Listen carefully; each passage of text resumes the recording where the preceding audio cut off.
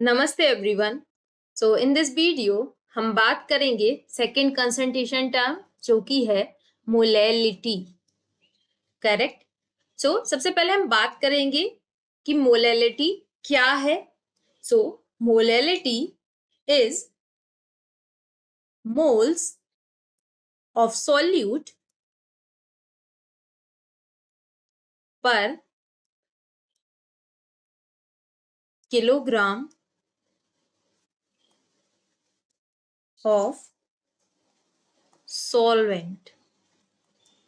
अभी आपके पास एक क्वेश्चन आ रहा होगा कि मोलैरिटी जब हम यूज कर रहे हैं तो फिर मोलैलिटी की नीड क्या है, राइट? जब हमारे पास एक कंसंट्रेशन टर्म है जो कि है मोलैरिटी, तो हमें दूसरी की जरूरत क्या है? करेक्ट। हाँ, तो अब हम बात करेंगे। अच्छा, सबसे पहले हम इसका फॉर्मूला देख लेते हैं। तो जो मोलैलिटी है इसको रिप्रेजेंट करेंगे स्मॉल एम से।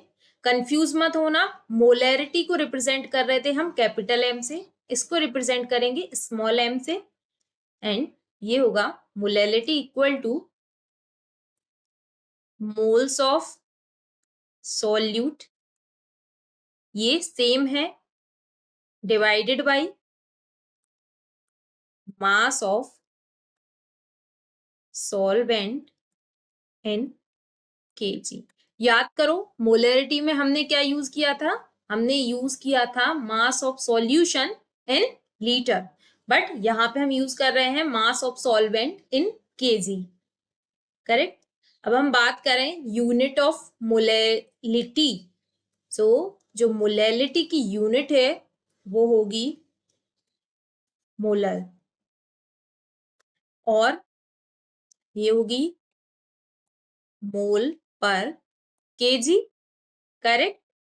एंड सेम, यदि जो मास है सॉल्वेंट का हमें ग्राम में गिवन है तो हम क्या यूज करेंगे? Conversion factor 1 kg is equal to 1000 gram. So ये कन्वर्जन फैक्टर यूज करेंगे एंड हम मास को कन्वर्ट करेंगे, देन यहाँ पर वैल्यू सब्स्टिट्यूट करेंगे। ओके। तो अब हम बात करते हैं मेन पॉइंट के बारे में, जो कि है कि जब हमारे पास ऑलरेडी मोलैरिटी था तो हमने मोलैलिटी को क्यों यूज करना है, राइट? तो इसका आंसर है कि जो मोलैरिटी होता है वो टेम्परेचर डिपेंडेंट होता है। टेम्परेचर डिपेंडेंट, जबकि जो मोलैलिटी होता है वो होता है टेम्परेचर इंडिपेंडेंट।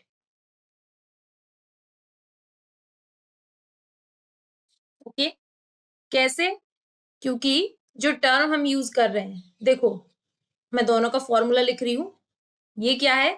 आइडेंटिफाई करो मोलैरिटी, क्योंकि मैंने क्या लिखा? Capital M. So number of moles divided by volume of solvent और volume of solution in litre, right? And small m is molality is equal to number of moles divided by mass of solvent in kg। तो जैसे कि आपने different तो identify कर लिया होगा, right? कि यहां पर हम वॉल्यूम यूज कर रहे हैं और यहां पर हम मास यूज कर रहे हैं। सो ये जो क्वेश्चन है कि क्यों टेम्परेचर डिपेंडेंट और इंडिपेंडेंट, तो इसका आंसर यही है कि जो वॉल्यूम है वो टेम्परेचर चेंज के साथ क्या होता है? कॉन्ट्रैक्ट और एक्सपेंड। वाइल जो मास है वो टेम्परेचर के साथ चेंज नहीं होता, डजंट चेंज विथ टेम्परेचर। सो इसीलिए जो भी एक्सपेरिमेंट होते हैं जिनमें टेम्परेचर वेरिएशन होता है, तो उसमें जो हम कंसंट्रेशन टर्म यूज करते हैं वो हम प्रेफर करते हैं मोलैलिटी, ना कि molarity. Got it? So I hope आपको क्लियर होगा। एंड नंबर ऑफ मोल्स का जो फॉर्मूला है वो हमें ऑलरेडी पता है, हम देख चुके हैं कि जो नंबर ऑफ मोल्स होते हैं वो होंगे given mass of solute divided by molar mass. I hope आपको सेकेंड कंसंट्रेशन टर्म क्लियर होगी। If you like the video please hit a thumbs up, press the bell icon and subscribe my channel for more videos like this. Thank you.